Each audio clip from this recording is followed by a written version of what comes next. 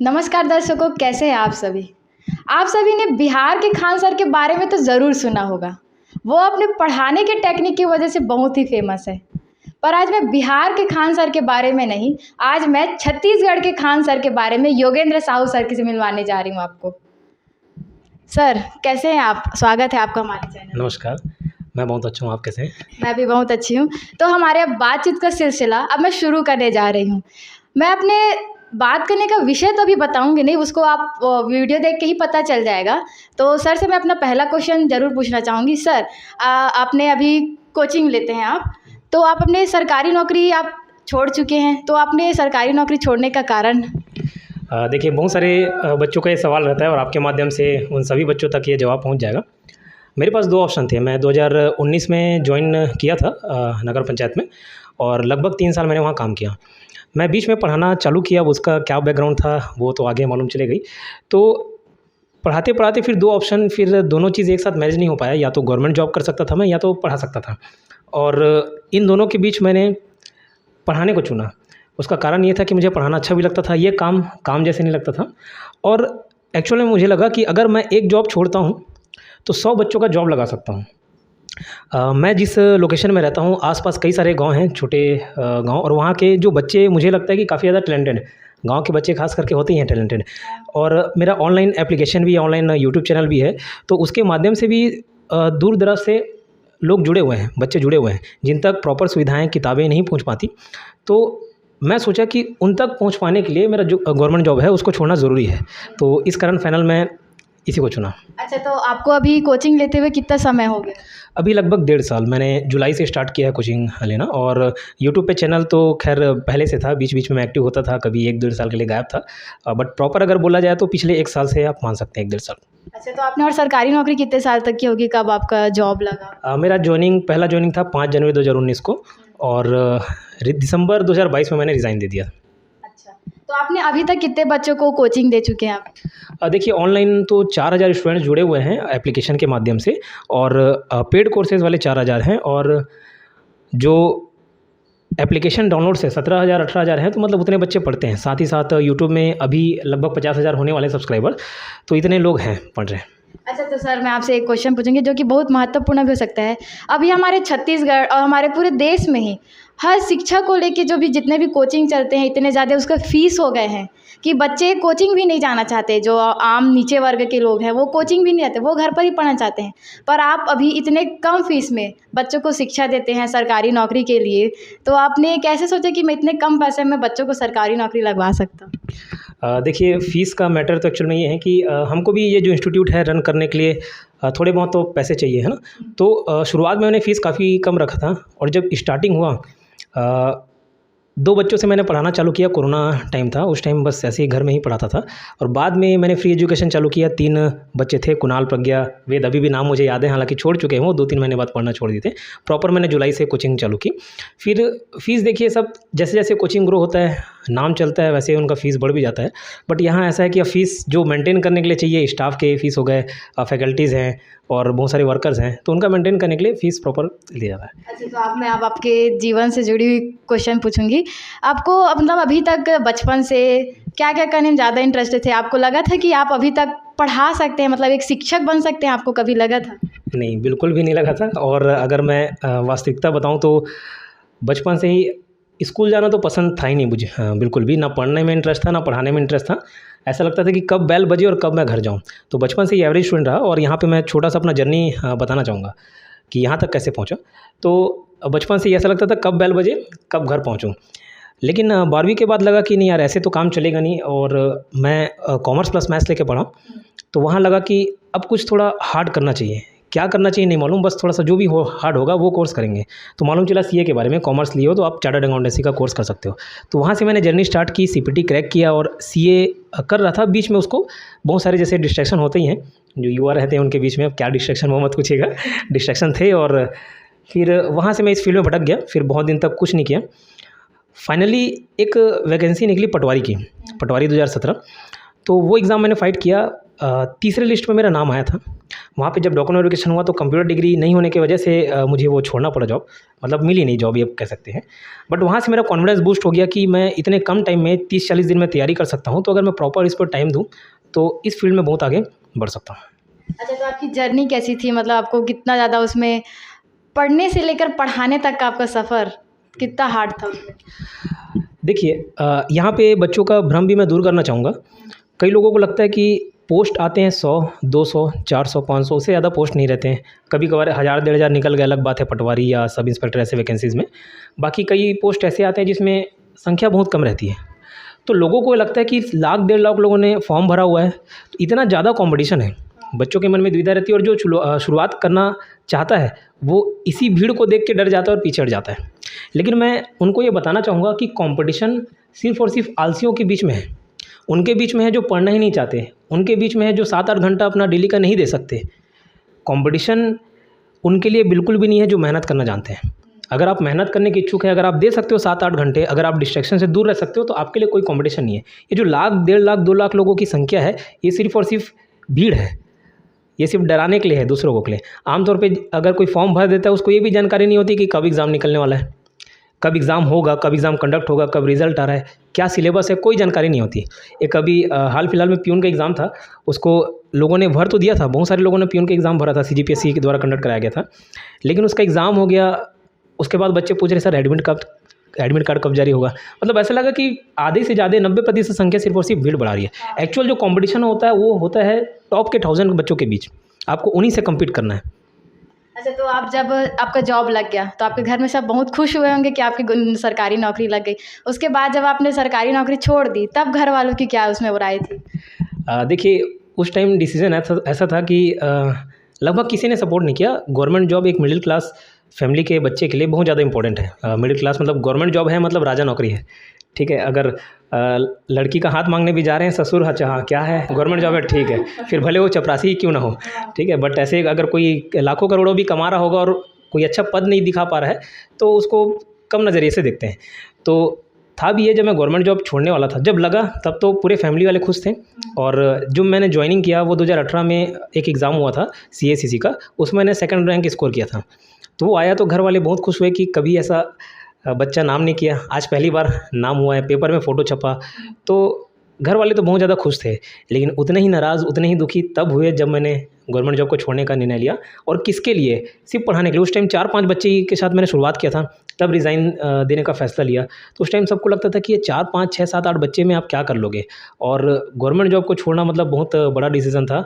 किसी ने सपोर्ट नहीं किया, गिने चुने दोस्त थे जो उन्होंने हौसला दिया, मेरी बहन थी जिन्होंने बोला कि नहीं तू आगे और बहुत अच्छा कर सकता है, कुछ नहीं है तो हम लोग तो हैं ही। कितने दिन तक घर वालों ने सपोर्ट नहीं किया आपको कि आप पढ़ाओ मत, अपने नौकरी क्यों छोड़ दी, इतनी अच्छी सरकारी नौकरी थी? जब तक देखिए क्या होता है, अगर आप फेल हो रहे हैं, होते जा रहे हैं, सब आपसे दूरी बनाएंगे। और जैसे ही आप सक्सेस पा लेते हो सबको लगेगा नहीं बहुत अच्छा काम किया, फिर नज़दीकियाँ बढ़ाते हैं। हुआ ये, अगर मैं कोचिंग ये जो रास्ता चला, जिस रास्ते पे चल रहा हूँ, यूट्यूब चैनल ग्रो हो गया है, तो आज सभी को लगता है कि नहीं योगेंद्र साहू ने जो डिसीज़न लिया सही लिया। लेकिन अगर यही मैं फेल हो जाता, कोचिंग इतना ग्रो नहीं करता, यूट्यूब चैनल इतना ग्रो नहीं करता, एप्लीकेशन इतना ग्रो नहीं करता, तो सब लगते कि देखो समझाया था ना, गवर्नमेंट जॉब नहीं छोड़ना, अपने मन का किया। तो ये लोगों की मानसिकता आपके सक्सेसफुल होने और नहीं होने से बदलते रहती है, ठीक है। तो कभी भी ऐसे रिस्क लेने से आपको डरना नहीं है, वो टॉन्ट मारेंगे। तो हुआ ये कि मैंने जॉब छोड़ दिया और घर वाले बोले, बाहर वाले बोले, सभी के सब ये बोले कि भैया बार बार इतनी आसानी से आपको जॉब नहीं मिल जाएंगी, किस्मत होती है, लक फैक्टर काम करता है। लेकिन मैं बता दूं कि लक जैसा कुछ चीज़ नहीं होता। आप मेहनत करोगे तो लक आपके साथ है, और नहीं करोगे, सोचोगे कि सिर्फ प्रार्थना पूजा करने से जॉब लग जाए तो नहीं होगा। तो आपने जैसे 4 बच्चों से पढ़ाना शुरू किया और अब आपके पास 40 से भी ज़्यादा बच्चे पढ़ते होंगे, तो उस बीच का सफ़र आपको कैसा लगता है? देखिए ऑफलाइन रजिस्टर्ड बच्चे तो लगभग 200 से ज़्यादा हैं, 200 लोग पढ़ते हैं सुबह शाम बैच मिला के, और ऑनलाइन तो 4000 हो गए। तो अच्छा लगता है काफ़ी ज़्यादा। जॉब ऐसा था बीच में मैं वहाँ पे काफ़ी ज़्यादा डिप्रेस्ड भी हो गया था, और उस चीज़ से उभरने में मदद मिली है कोचिंग सेंटर। यहाँ पे बच्चों के साथ घुलना मिलना, फैमिली के साथ बात करना, तो एक ये बच्चे भी एक फैमिली का हिस्सा लगने लग गए। और कभी अगर आप ऑफलाइन वाले किसी बच्चे से रिव्यू लोगे भी, तो कभी मैंने उनको ये एहसास नहीं होने दिया कि मैं टीचर हूँ, आप स्टूडेंट हूँ, बहुत ज़्यादा डिस्टेंस है, गैप है, आप अपनी सीमा में रहें, ऐसे नहीं। हमेशा उनको अपने फैमिली मेम्बर जैसे ट्रीट किया। आज भी ऐसा ही है, इनडिसिप्लिन भी हो जाते हैं बच्चे कई अच्छा, तो बार। आपको पढ़ाने का टेक्निक हमारे दर्शकों को बताइए कि क्यों बच्चे आपके जो पढ़ाने का टेक्निक है उसको इतना पसंद करते हैं, ऑनलाइन भी ऑफलाइन भी? देखिए कई बच्चों को चीज़ें याद नहीं होती, खास करके जैसे जो टॉपर्स हैं उसको छोड़ के जितने भी बच्चे हैं उनको लगता है कि हर चीज़ याद करना कठिन है ना, पढ़ना कठिन है। और खास करके ऐसे एग्ज़ाम जहाँ पे 1 लाख 2 लाख बच्चे दिला रहे हैं और 40-50 पोस्ट है, तो उसमें सिलेक्शन लेना मुश्किल है, ऐसा बच्चों का भ्रम रहता है। लेकिन मैं ये बता दूँ कि हर चीज़ों को याद किया जा सकता है, हर चीज़ याद की जा सकती है अगर प्रॉपर उसका सही तरीका मालूम हो। मैंने मेमोरी पावर का कोर्स किया था 2015 और काफ़ी ज़्यादा, जैसे मैं बोलता हूँ कि अब तक मैंने 16 एग्ज़ाम क्रैक किए हैं और जिसमें 2 बार सीजी वोपा में टॉप और 1 बार सीजीपीएससी का जो रिटन एग्ज़ाम था उसमें 5th रैंक आया था एआरआई के एग्ज़ाम में। तो उसका कारण, उस सक्सेस का कारण भी मैं मानता हूँ कि जो मैंने मेमोरी पावर का कोर्स किया है वो है। और जो मैं अपना जो जब क्लास रन करता हूँ तो उसमें भी बच्चों को याद कराने का तरीका भी वही फॉलो करता हूँ। अगर इसका एक उदाहरण मैं दूँ, आपके पास भी एक कंप्यूटर है, मेरे पास भी एक कंप्यूटर है। आप एक कंप्यूटर इंजीनियर हो, बचपन से कंप्यूटर से खेले हुए हो और मैं पहली बार कंप्यूटर को देख रहा हूँ। कंप्यूटर वही है लेकिन बेहतर रिज़ल्ट, बेहतर आउटपुट आप दे पाएंगे, ठीक है। बस वैसे ही मैं उसको कंपेयर करता हूँ ह्यूमन ब्रेन से। आपके पास भी दिमाग है, मेरे पास भी दिमाग है, सभी बच्चों के पास सेम दिमाग है, लेकिन डिफरेंस कहाँ पे आता है? अगर आपको उस ब्रेन को यूज़ करने आता है, चीज़ें कैसे याद होंगी वो आता है, चीज़ें कैसे लंबे समय तक याद रह सकती हैं, रिटेन कैसे कर सकते हो वो तरीका आपको मालूम है, तो नो डाउट आप बाकी बच्चों से कई गुना ज़्यादा परफॉर्म कर सकते हो। अच्छा, आपकी उम्र अभी कितनी है? अभी 27 साल है। कोई कहता होगा कि आप 27 साल की उम्र में 200 से 4000 बच्चों को पढ़ाते हैं। देखिए कई बच्चे ऐसे हैं कि उनके घर में अगर वो फ़ोटो दिखाते हैं कि सर ये हमारे सर हैं, तो ऐसा लगता है कि नहीं, ये तो खुद ही स्टूडेंट जैसे दिखते हैं। और यहाँ ऐसा है कि कई बच्चे मेरे से ज़्यादा उम्र के रहते हैं और पढ़ाने समय जब तो मैं 26 साल का था, तो लगता है कि अभी एज ज़्यादा नहीं होने की वजह से बच्चों में ही घुल मिल जाता हूँ, ऐसा है। अच्छा, तो आपको और क्या-क्या मतलब संघर्ष करना पड़ा? आपने कहाँ-कहाँ पढ़ाई की जाके? देखिए संघर्ष तो ऐसा बहुत ज़्यादा रहा नहीं, क्योंकि कम टाइम में काफ़ी ज़्यादा सक्सेस मिल गया। मतलब ये बहुत लोगों के लिए बहुत कुछ नहीं होगा और बहुत कम भी नहीं है, जितना भी है काफ़ी है। तो मेन जो जर्नी थी, जो काफ़ी ज़्यादा दुःख भरा माहौल था, वो जब मैं गवर्नमेंट जॉब कर रहा था तब था। वहाँ का जो वर्कलोड प्रेशर था तो वो तो मैं खैर झेल नहीं पाया। अल्टीमेटली उसके बाद मैंने जॉब जब छोड़ा, उसके बाद का 6 महीने का ड्यूरेशन, जॉब छोड़ा उसके बाद का 6 महीने का ड्यूरेशन वो काफ़ी ज़्यादा टफ था। टफ इसलिए क्योंकि जैसे ही मैंने गवर्नमेंट जॉब छोड़ा, रिज़ाइन दिया, सभी का ताना पड़ने लगा। और उस टाइम ये यूट्यूब भी ग्रो नहीं किया था और बच्चे भी उतने ज़्यादा नहीं थे। बट फिर भी मैं डिसाइड किया कि नहीं, मैं वापस पढ़ूंगा और दुनिया को ये दिखाऊंगा कि मैं आज से 3 साल पहले भी, 4 साल पहले भी टॉप करने में सक्षम था और आज भी हूँ, कल भी रहूँगा। अगर मैं पढ़ सकता हूँ तो कर सकता हूँ। और ठीक वैसा ही हुआ। एक एग्ज़ाम हुआ जिसमें मैंने पिछले बार तो 2nd रैंक आया था आज से 5 साल पहले, और बट पिछले साल एग्ज़ाम दिलाया एक इंटरनल ऑडिटर का और उसमें मैंने 1st रैंक स्कोर किया। अच्छा, मैंने आपके बारे में सुना है कि आप जो भी कॉम्पिटिटिव एग्ज़ाम जैसे पढ़ाते हैं, आप वो भी एग्ज़ाम खुद भी देते हैं। हाँ, उसका कारण ये है, कई बच्चे उसमें नाराज़ भी रहते हैं क्योंकि मैं एग्ज़ाम निकालने के बाद जॉइन करने के लिए जाता नहीं, या अगर उसका कोई सेकंड स्टेज रहता है, जैसे कई सारे एग्ज़ाम में स्किल टेस्ट रहता है टाइपिंग का, तो मैं दिलाता नहीं। कई बच्चों को लगता है कि आप दूसरे बच्चों का पोस्ट खा रहे हैं, तो यहाँ पे भी वो बच्चों का भ्रम दूर हो जाएगा। मैं डॉक्यूमेंट वेरिफिकेशन अगर होता है तो नहीं जाता। जिस जॉब को मुझे जॉइन करना ही नहीं है, एक ही जॉब मैंने जॉइन किया इतने में से, वो है अकाउंटेंट का। बाकी सारे एग्ज़ाम में डॉक्यूमेंट वेरिफिकेशन के लिए नहीं जाता। क्यों? अगर मैं जाऊँगा तो किसी न किसी एक बच्चे का पोस्ट वहाँ पर हट सकता है। 1 साल का वेटिंग लिस्ट ज़रूर होता है, तो इसलिए मैं ना स्किल टेस्ट में जाता हूँ, ना डॉक्यूमेंट वेरिफिकेशन में जाता हूँ। मैं सिर्फ एग्ज़ाम में बैठता हूँ पहले लेवल का, ये जज करने के लिए कि मैं खुद निकाल पा रहा हूँ नहीं। उसका कारण ये है कि जिस बच्चे को मैं पढ़ा रहा हूँ, जिस एग्ज़ाम के लिए तैयार कर रहा हूँ उसको, वही एग्ज़ाम अगर मैं खुद नहीं निकाल पा रहा हूँ तो बच्चों को कैसे भरोसा दिलाऊंगा कि आप भी निकाल सकते हैं। अच्छा, तो मुझे ये बात बताइए कि ऐसी क्या बात है कि बच्चे इतने दूर दूर से आके आपके पढ़ना चाहते हैं, इतने कम समय में आपसे इतने सारे बच्चे जुड़ गए? देखिए उसका 2 कारण मानता हूँ। पहला कारण तो जो पढ़ाने का तरीका है। मैंने बताया कि मेमोरी पावर का कोर्स किया हुआ हूँ, तो उससे मुझे ये चीज़ें तो मालूम चल गई कि चीज़ों को याद कैसे किया जाता है। और मैं कोशिश करता हूँ कि क्लास कितनी भी लंबी चले, बोरिंग ना हो। उसको जो आमतौर पे युवा हैं, जितने भी बच्चे आ रहे हैं सब 20 से 30 साल के बीच रहते हैं आमतौर पे, तो उनसे कनेक्ट करके चीज़ों को फ़नी बना के याद कराया जाए, ये मेरा प्रयास रहता है। जैसे मैं को उदाहरण देता हूँ, जैसे रस खान, प्रेम वाटिका एक किताब है, उसको लिखा है रस खान ने। तो जैसे बच्चों से ही पूछता हूँ कि भैया प्रेम में रस है कि नहीं, तो बच्चे बोलते हैं नहीं सर, रस ही रस है। तो ऐसे प्रेम और रस को ऐसे जोड़ लिए, प्रेम वाटिका रस खान ने लिखा हुआ है। तो ये 8 गिलास पानी पीना चाहिए हमें, ऐसा डॉक्टर सुझाव देते हैं। तो 8 गिलास से अष्टाध्याय, पानी से पाणिनि, ये सारे तरीके ऐसे होते हैं जो बच्चों को लगता है कि नहीं बहुत फ़नी है और चीज़ें याद हो जाती हैं हंसी मजाक में। तो ये तरीका। दूसरा तरीका, मैं उन तमाम बच्चों को शुक्रिया अदा करना चाहता हूँ जिन्होंने यहाँ तक पहुँचाने में मदद की है। लोगों को लगता है योगेन साहू जिनके पीछे 40-45 हज़ार सब्सक्राइबर हैं, 50 हज़ार अभी होने वाले हैं। तो योगेन साहू अगर यहाँ तक पहुँचा है तो वो सिर्फ़ और सिर्फ मेरा 10% हिस्सा है, 90% बच्चों का योगदान है, चाहे ऑफलाइन स्टूडेंट हो चाहे ऑनलाइन स्टूडेंट्स। जैसे कई सारे बाहर से बच्चे आए हुए हैं, यहाँ पढ़ते हैं ऑफलाइन सेंटर में, मेरा भिलाई 3 सिरसा गेट में सेंटर है, और ऑनलाइन भी मैं क्लासेस लेता हूँ, यूट्यूब पे फ्री में चलती हैं क्लासेस, और मैंने अभी तक मोनेटाइजेशन भी ऑन नहीं किया उसमें। और एप्लीकेशन भी योगेन साहू क्लासेस नाम से एप्लीकेशन है। कई सारे बच्चे जुड़े हुए हैं जिनका नंबर ही मैं अननोन नाम से सेव किया हूँ, अननोन और पूछे उनका 5 डिजिट नाम से सेव कर देता हूँ। कोई सा भी स्टेटस डालूँ, कोई सा भी वीडियो डालूँ, बच्चा ऐसे शेयर करता है जैसे मैं उसके खुद के घर का फैमिली मेम्बर हूँ, उसका भाई हूँ, उसका बहन हूँ, जैसे भी है, मतलब अपने भाई बहन जैसे सपोर्ट करते हैं, बस वैसा ही बच्चे भी सपोर्ट करते हैं। तो अगर मैं यहाँ तक पहुँचा हूँ तो ऐसा लगता है कि उन्हीं के बदौलत पहुँचा। अच्छा, एक बात पूछना चाहूँगी आपसे, कोई भी यूट्यूब चैनल है वो अपने चैनल को ये सोचते हैं कि कब हमारा चैनल मोनेटाइज हो, पर आप बोलते हैं कि मेरा चैनल मोनेटाइज हो चुका है पर मैंने अभी तक वो नहीं किया है। अच्छा, देखिए उसका कारण ये है, जैसे संदीप महेश्वरी की तर्ज पे मैंने उसको रखा हुआ है। उसमें जो इनकम होता है, हो सकता है जो एक एवरेज सोशल साइट में मैं चेक करता हूँ कि 25 से 30 हज़ार तक का उसका इनकम बनता है। ऐसा लगता है कि मैं उतना सक्षम हूँ कि उतना छोड़ सकता हूँ 20-30 हज़ार। लेकिन अगर मैं मोनेटाइजेशन ऑन करूँगा तो ऐसा लगता है कि इसमें बहुत सारे एडवर्टाइजमेंट आएंगे। जो लोग पढ़ना चाह रहे हैं, सबसे पहले 30 सेकंड 1 मिनट वो एडवर्टाइजमेंट देखेगा, तो पढ़ेगा कब? हालाँकि ऐसा नहीं कि मैं भी एडवर्टाइजमेंट नहीं करता, एडवर्टाइजमेंट करता हूँ, वो मेरे खुद का पर्सनल कोचिंग कराता है, लेकिन ऐसा कोई भी उसमें बाहरी तत्व इंक्लूड नहीं रहता जो बच्चों को डिस्ट्रैक्ट कर दे। तो ऐसा लगता है कि जब तक अगर 20-30-40 हज़ार है, अगर मैं इतना छोड़ पा रहा हूँ तब तक शायद मोनेटाइजेशन ऑन न करूँ। जिस टाइम लगे कि नहीं, अब इतना नहीं छोड़ पा रहा हूँ, लाख 1.5 लाख हो जाए तो शायद ऑन करूँ, बट फिलहाल तो मेरा ऐसा विचार नहीं है कि इसको मोनेटाइजेशन करूँ। अच्छा देखो, आपने अभी तक इतने बच्चों को पढ़ाया है और कोचिंग में लगभग 200 से 300 बच्चे आपके पास आते होंगे, पर हमारे छत्तीसगढ़ में तो हज़ारों से लाखों की तादाद में बच्चे हैं जो सरकारी नौकरी पाना चाहते हैं। तो आप उनके लिए एक छोटा सा संदेश क्या देंगे अपने पढ़ाई के लिए?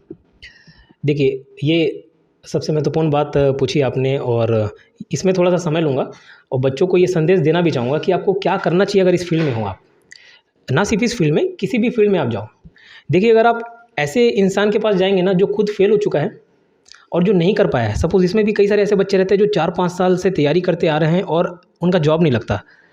अगर आप उनसे सुझाव लेने जाओगे, उनसे पूछोगे कि सर मैं कैसे करूँ या किस तरीके से पढ़ सकते हैं, कब तक जॉब लगेगा, तो वो भी आपको यही बताएंगे कि भैया मेरा 4-5 साल से नहीं हुआ है तो आपका कैसे हो जाएगा 4-5 महीने में। तो ऐसे व्यक्तियों के पास कभी मत जाएँ। आप अपने इर्द-गिर्द, अपने इन्वायरमेंट में हमेशा सक्सेसफुल लोगों को ही रखें। अपना जो संगति है वो अच्छा ही रखना चाहिए। जैसे मैं एक उदाहरण देता हूँ, एक जीतू भैया है हमारे रिलेटिव्स हैं, तो वो एसएससी क्लियर करके जॉब लगे हुए थे। जब पटवारी का एग्ज़ाम हुआ था, सबसे पहले जब मैंने कोई एग्ज़ाम क्रैक किया था, तो मेरे पास 40 दिन का समय था। आमतौर पे होता ही है, व्यापम एग्ज़ाम कंडक्ट कराता है, 40 दिन का समय रहता है। तो तीसरे लिस्ट में नाम आया तो मैं बहुत खुशी हुआ था, लेकिन उसके पीछे का कारण सिर्फ जीतू भैया हैं। मैं उसके पास गया, पूछा कि भैया यहाँ तो कई 3-4 साल से बच्चे तैयारी करते आ रहे हैं, लग नहीं रहा है, मेरा कैसे लगेगा 40 दिन में? तो उन्होंने मुझे बोला कि मैं तो भैया 30 दिन में किया था। हालाँकि उस टाइम उन्होंने झूठ बोल दिया था, उनको लगे थे साल भर, लेकिन उन्होंने बोला अरे 30 दिन काफ़ी होते हैं। तो मेरे को ऐसा यकीन हो गया, अरे 30 दिन की बात करें, मेरे पास तो 40 दिन है। तो 40 दिन जो उन्होंने तरीका बताया मैं उसको फॉलो किया और अल्टीमेटली वो जॉब लग गया। बाद में उन्होंने बताया कि 30 दिन ही भाई, मेरे को तो 1 साल लगते हैं। तो मैं भी यही बोलूँगा कि अगर मैं कर सकता हूँ तो आप भी कर सकते हो। एग्ज़ाम निकालना भी एक कला है, ज़रूरी नहीं आप बहुत ज़्यादा पढ़ें। आपको मालूम होना चाहिए कि कितना पढ़ना है, कैसे पढ़ना है और कैसे चीज़ों को याद रखना है, बस वो काफ़ी होता है। इसलिए जैसे अगर मैं किसी अपने कोर्स के बारे में भी बताता हूँ तो ये बोलता हूँ कि मेरा जितना कंटेंट है उतना काफ़ी रहेगा। कारण ये क्योंकि उतना ही पढ़ के मैं एग्ज़ाम निकाला हुआ हूँ और उससे थोड़ा सा एक्स्ट्रा ही प्रोवाइड कराता हूँ, ताकि कभी भी पैटर्न चेंज करें तो बच्चा धोखा ना खाए। तो ये विश्वास दिलाता हूँ बच्चों को कि इतना जितना मैं बता रहा हूँ उतना कर लोगे तो आप एग्ज़ाम प्रॉपर निकाल सकते हो। अच्छा, तो आप कोचिंग में आप कौन से विषय की शिक्षा देते हैं? देखिए, ये जो सिलेबस है CG-WAPM का आमतौर पे मैथ्स, रीजनिंग, इंडियन जीके के सभी सब्जेक्ट होते हैं। History, polity, economics, geography, science, environment रहता है। और छत्तीसगढ़ का है, छत्तीसगढ़ का भी ज्योग्राफी, इतिहास, ये सब है। कंप्यूटर है, हिंदी, इंग्लिश है। तो ये सारे सब्जेक्ट्स पढ़ाए जाते हैं और बाइलिंगुअल रहता है, ना हिंदी मीडियम के बच्चों को दिक्कत होती है, ना इंग्लिश मीडियम के बच्चों को दिक्कत होती है। तो ये तो अभी आपने देखा छत्तीसगढ़ के खान सर योगेंद्र साहू सर का। हमारे बताने का सिलसिला यहीं पे समाप्त नहीं होगा। मैं आऊँगी एक ऐसी ही नई वीडियो के साथ शिक्षा से जुड़ी हुई, और भी लाऊंगी शिक्षकों को कि वो कैसे पढ़ाते हैं अपने बच्चों को। तो जुड़े रहिएगा मेरे साथ, खुशबू वर्मा, IN24।